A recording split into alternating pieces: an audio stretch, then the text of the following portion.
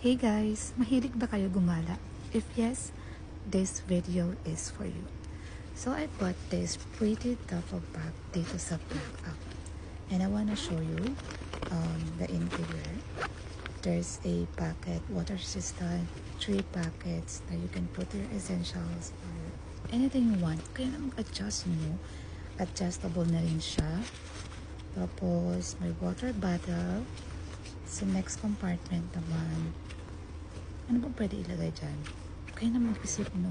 Hirap-hirap mag-isip. Basta ayun, sa third compartment, kaya na rin mag-isip. Tapos may water bottle again. 2 water bottle. Hindi na kayo mag-dehydrate niyan. Charot! Tapos comfy padded para hindi sumakit yung mga ano natin dyan. Buto-buto.